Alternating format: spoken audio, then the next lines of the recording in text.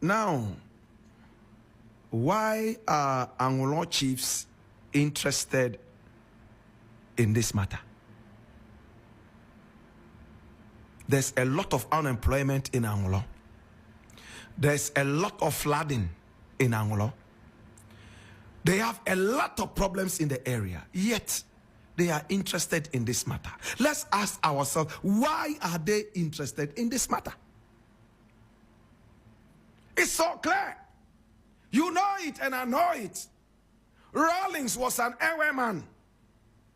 That probably is the reason the Anlo Chiefs are very interested in knowing the identity of this person who has meted out this disparaging remark in their own words. But please, let us look at this thing clearly. Rawlings was an Ewe man and a Scottish man. We are expecting that the Scottish people would also come out and say that they are interested in knowing the identity of this lawmaker who uttered those disparaging remarks.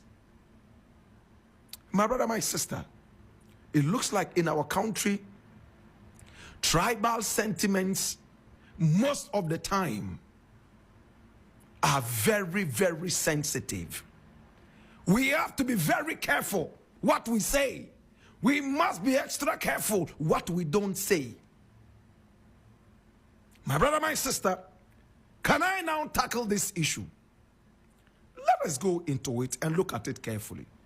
Now, Anlo Chiefs have decided to give the speaker 4 days to unravel the mystery insulter, in quotes, or else, ... And this revelation would help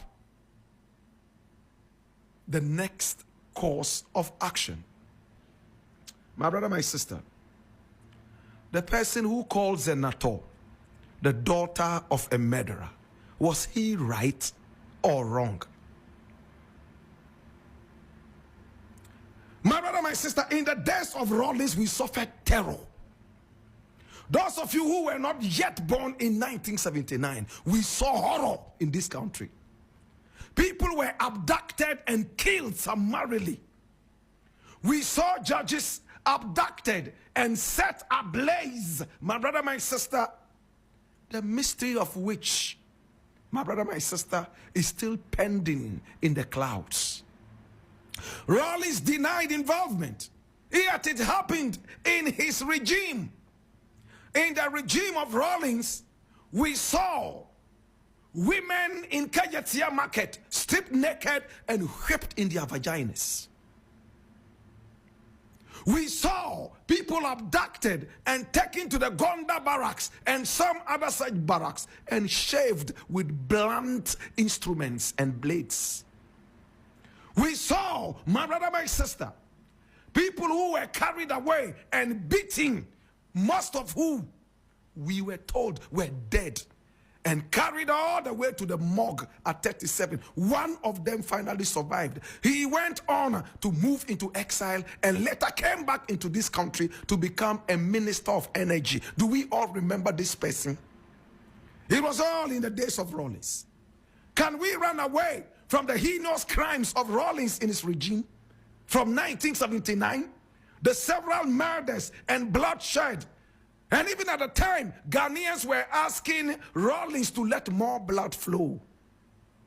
How do you let blood flow when you don't murder people? Rawlings was a murderer. It's the truth. What are you running away from? So when people die, when murderers die, they all of a sudden become saints? Is that what you are saying? Because we live in a country where Atayi all of a sudden will become Saint Atayi because he's dead. Say no bad thing about the dead. That is your motto. Until we start to shame the dead, like they did in Belgium when Leopold II died and they threw his dead body right in the middle of the street for people to hoot at and spit at. My brother, my sister, crime and foolishness will never ever stop in this country.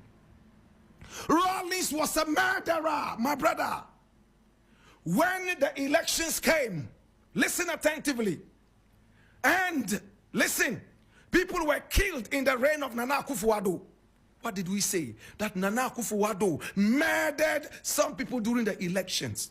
Mahama says when he comes into power, he would institute an investigation into it, and he started already. My brother, my sister, who do we say killed the people? They said Nana Akufo-Addo did because it was his regime. Rawlings was a soldier who went into a bloody coup d'etat. Bloody coup d'etat. Shot and killed many in order to gain power. Should we give him a bouquet of flowers for the coup d'etat that saw the lives of many go down the drain? Was he a saint? Was Rawlings a prophet? Have we so soon forgotten our history? The bloodiest coup d'etat that ever happened in this nation was instituted by Rawlings. He killed many in order to become leader of this nation. Is that not a murderer? So I am wondering why there's so much noise. And the coward MP who also mentioned it and cannot own up and come out and say, hey, I said it, and these are my reasons for saying that. That is the most cowardly, more cowardly than Baumia. If I had the opportunity to stand before these chiefs, I will honorably ask them to tell me how you would define or call a man who murdered many in order to become leader, in whose regime innocent judges were carried out, including a woman, killed and set ablaze at Bondazi. Why can't we speak the truth anymore? What is wrong with us? Zenator is the daughter of a murderer. That is correct. But does that make her a murderess? No. She cannot inherit the crimes of her father. Do we understand that? But that does not mean she is not a daughter of a murderer. She is. Let us call a spade a spade. Should we call Zenator the daughter of a pastor, or the daughter of a reverend, or the daughter of a saint? No. We saw the bloodiest violence in this country in the reign of Rawlings. Many people went down the drain. In my days as a little boy, anytime Rawlings' name was mentioned, we all ran under the bed. I was only 5 at the time Rawlings took over power in 1979.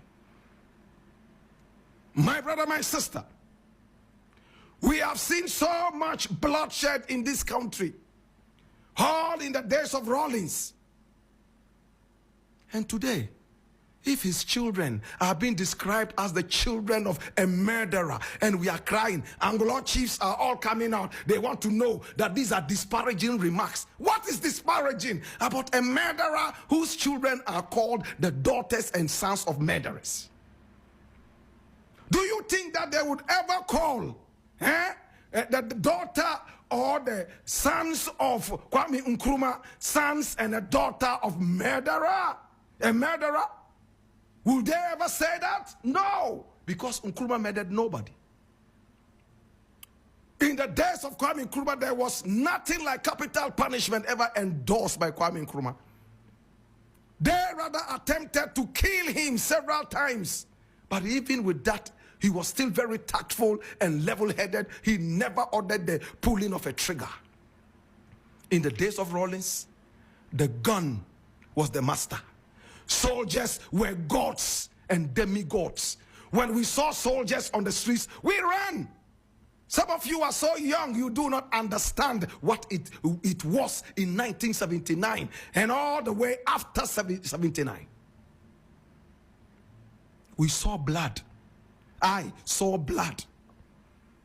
I saw people shaved and beaten to pulp. You dared not say anything against Rawlings. Yes, thankfully, Rawlings also paved the way for democracy. But that does not erase the fact that he was a murderer. I'll leave it here.